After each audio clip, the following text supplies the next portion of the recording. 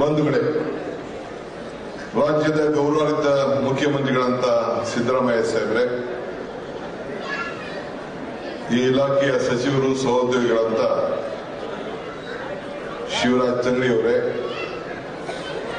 ಮುಖ್ಯಮಂತ್ರಿಗಳಂತ political ರಾಜಕೀಯ ಕಾರ್ಯದರ್ಶಿಗಳಂತ ನನ್ನ ಮಿತ್ರ ನಜೀರ್ ಅಹಮದ್ ಅವರೇ, ಕುಮಾರ್ ಅವರೇ, ಸೆಕ್ರೆಟರಿ ಅವರು ಮತ್ತು ಇಲಾಖೆಯ ಎಲ್ಲ ಅಧಿಕಾರಿಗಳೇ, ವಿಶೇಷವಾಗಿ ಕರ್ನಾಟಕ ರಾಜ್ಯದ ಕನ್ನಡವನ್ನು ಪ್ರತಿನಿಧಿಸಿ, ಕರ್ನಾಟಕವನ್ನು ಬೆಳಗಿಸಿ, ಕನ್ನಡವನ್ನೇ ಉಸಿರಾಡಿಸಿ, ಅವರ ಬದುಕಿನಲ್ಲಿ ಒಂದು ದೊಡ್ಡ ಸಾಧನೆಯನ್ನು ಮಾಡಿ ಇಡೀ ಕರ್ನಾಟಕ ಸರ್ಕಾರದ ಗೌರವಕ್ಕೆ ಪಾತ್ರರಾದಂತ 70 ಜನ ಸಾಧನೆಗೆ ನನ್ನ ಸಾಷ್ಟಾಂಗ ನಮಸ್ಕಾರಗಳನ್ನು ಇವತ್ತು ಅರ್ಪಿಸಬೇಕಾಗಿ ಬಯಸ್ತಾ ಇದ್ದೇನೆ.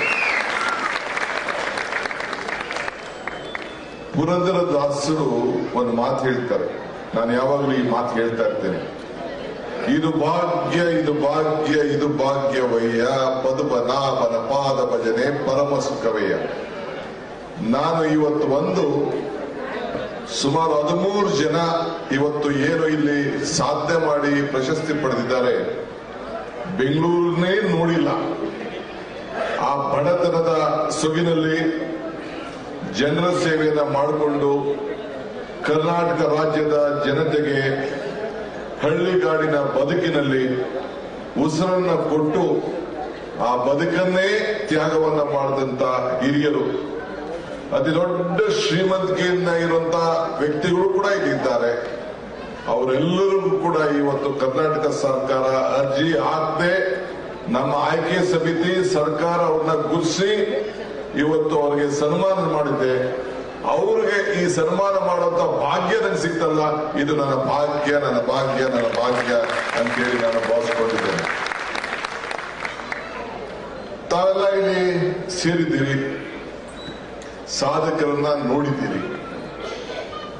ಈ ಕಣ್ಗೂ ಕಿವಿಗೂ ವ್ಯತ್ಯಾಸ. ಈ ಕಣ್ಣಲ್ಲಿ ನೋಡೋದೆಲ್ಲ ಸತ್ಯ, ಈ ಕಿವಿಲ್ ಕೇಳೋದೆಲ್ಲ ಸುಳ್ಳು. ಇದು ನಮ್ಮ ನಾಡಿನ ಭಾಷೆ. ಆ ಸಾಧಕರನ್ನ ನೀವು ನೋಡ್ತಾ ಇದ್ದೀರಿ. ಇವತ್ತು ಕೋಣಂದೂರು ಲಿಂಗಪ್ಪನವರು ಇಲ್ಲಿ ಕೂತಿದ್ದಾರೆ. ಬಂಗಾರಪ್ಪನವರು, ಕೋಣಂದೂರು ಲಿಂಗಪ್ಪನವರು, ನಮ್ಮ ಕಾಗೋಡು ತಿಮ್ಮಪ್ಪನವರು. ಒಂದು ಕಾಲದಲ್ಲಿ ಇವ್ರು ನಿಂತ್ರೆ ಅಸೆಂಬ್ಲಿನೇ ಗಡಗಡ ಅಂತಿತ್ತಂತೆ. ಅಷ್ಟು ದೊಡ್ಡ ಹೋರಾಟವನ್ನ ಗೋಪಾಲಗೌಡರು ಶಿಷ್ಯರು, ನಾನು ನಜೀರು ಅವರೆಲ್ಲ ಜನ್ಲಾಸ್ಟಲ್ಲಿ ಒಂದು 8 ವರ್ಷ ಜೊತೆಲಿದ್ದು.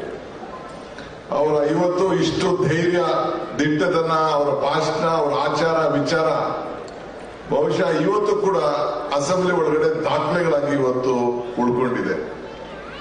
ಇನ್ನೊಬ್ಬ ಶ್ರೀಮಂತ ವ್ಯಕ್ತಿ ನಮ್ಮ MS ರಾಮಯ್ಯನವರ ಮಗ ಜಯರಾಮ್ ಇಲ್ಲಿದ್ದಾರೆ, ದೊಡ್ಡ ಶ್ರೀಮಂತರು.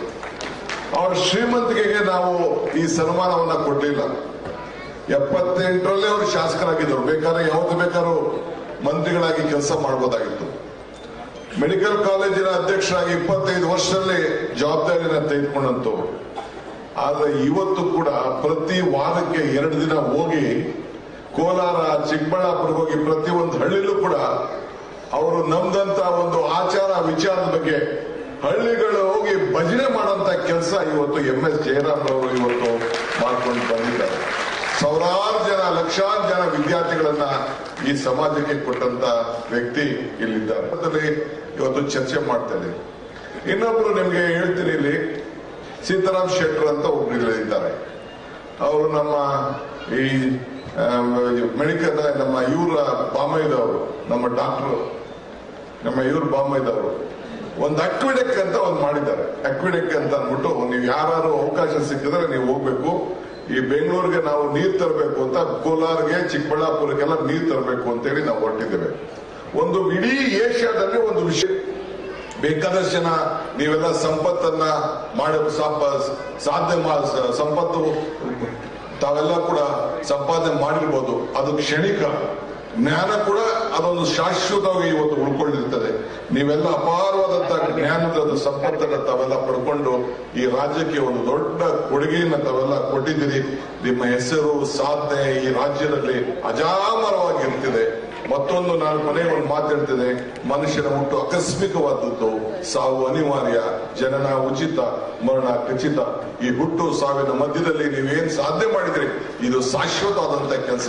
ಭಗವಂತ ನಿಮ್ಗೆ ಇನ್ನ ಹೆಚ್ಚಿಗೆ ಆರೋಗ್ಯವನ್ನ ಕೊಡ್ಲಿ, ಇನ್ನ ಹೆಚ್ಚಿಗೆ ಸೇವೆ ಮಾಡುವಂತ ಶಕ್ತಿ ಸಿಗ್ಲಿ, ಇಡೀ ಸಮಾಜದ ಎಲ್ಲ ವರ್ಗ ಜನರಿಗೂ ಮಾದರಿ ಆಗ್ಲಿ, ಎಲ್ಲ ಧರ್ಮ, ಎಲ್ಲ ಜಾತಿ, ಎಲ್ಲ ಜಿಲ್ಲೆಗೂ ಕೂಡ ನಾವು ವಿಚಾರವನ್ನ ಗಮನದಲ್ಲಿಟ್ಕೊಂಡು ಎಲ್ಲರೂ ಕೂಡ ಗುರುಸಿದ್ವಿ. ಇನ್ನ ಇದಕ್ಕಿಂತ ದೊಡ್ಡ ಸಾಧನೆ ಮಾಡಿದಂತ ಜನ ಇದ್ದಾರೆ, ನಾನು ಇಲ್ಲ ಅಂತ ಹೇಳುದಿಲ್ಲ. 70 ವರ್ಷಕ್ಕೆ 70 ಅಂತೇಳಿ ಮುಖ್ಯಮಂತ್ರಿಗಳು, ಹಿಂದೆ ಮುಖ್ಯಮಂತ್ರಿ ಇದ್ದರೂ ಕೂಡ ನಾವು ಈ ಲೈನ್ ಅನ್ನ ನಾವು ಹಾಕ್ದವು. ಅದನ್ನ ಜಾಸ್ತಿಗೆ ನಾವು ನಂಬರ್ ತೆಗೆದುಕೊಂಡು ಹೋಗ್ಬಾರ್ದು ಅಂತೇಳಿ ಲಾಸ್ಟ್ ಟೈಮ್ 69 ಕೊಟ್ಟು ಈ ವರ್ಷ 70, ನೆಕ್ಸ್ಟ್ 71, ಆ ರೀತಿ ಪ್ರತಿಯೊಂದು ವರ್ಷಕ್ಕೂ ಒಂದೊಂದು ಸೇರಿಸ್ಕೊಳ್ಳುವಂತ ಕೆಲಸವನ್ನ ನಾವು ಮಾಡ್ಕೊಂಡು ಬಂದಿದ್ದೇವೆ. ಯಾರು ಕೂಡ ಬರೀ ಅವ್ರು ಗುರ್ಸಿದ್ರು, ಅವ್ರಕ್ಕಿಂತ ನಾನ್ ಕೆಲಸ ಮಾಡಿದ್ದೀನಿ, ಯಾರಿಗೂ ಚಿಂತೆ ಮಾಡೋದು ಬೇಡ. ಭಗವಂತ ನಿಮ್ ಖಂಡಿತ ಎಲ್ಲರೂ ಕೂಡ ಯಾರಿಗೂ ಅವಕಾಶ ಸಿಕ್ಕಿಲ್ಲ. ಡಿ.ವಿ.ಜಿ ಅವರು ಒಂದ್ ಕಡೆ ಒಂದು ಮಾತು ಹೇಳ್ತಾರೆ, ನಾನು ಮಮ್ಮಾಡು ಕೈಗೆ ದೊರಜೆ ಹುಜ್ಜುಗವ, ನಾನೇನು ಹುಲ್ಲು ಕಡ್ಡಿ ಎಂಬ ನುಡಿಬೇಡ, ಹೀನ ಮಾವುದು ಮಿಲ್ಲ ಜಗದ ಗುಡಿಯೊಳಗೆ ತಾಳ ನಿಲ್ಲುವುದು ಮಂಕುತಿಮ್ಮ ಅಂತ. ಈ ದೇಗುಲದ ಜಗತ್ತ ಗುಡಿಯಲ್ಲಿ ಎಲ್ಲರೂ ಕೂಡ ಒಂದಲ್ಲ ಒಂದು ಸಂದರ್ಭದಲ್ಲಿ ಒಂದು ಅವಕಾಶ ಸಿಕ್ಕೇ ಸಿಗ್ತದೆ. ತಾಳ್ಮೆಯಿಂದ ಇರಿ, ಭಗವಂತ ಸರ್ಕಾರ ನಿಮ್ಮ ಜೊತೆ ಯಾವಾಗಲೂ ಕೂಡ ಇರ್ತಾರೆ ಅನ್ನೋ ಮಾತನ್ನ ಹೇಳಿ ನಿಮ್ಮೆಲ್ಲರೂ ಕೂಡ ಶುಭ ಹಾರೈಸಿ ನನ್ನ ಮಾತನ್ನು ಮುಗಿಸ್ತೇನೆ. ನಮಸ್ಕಾರ.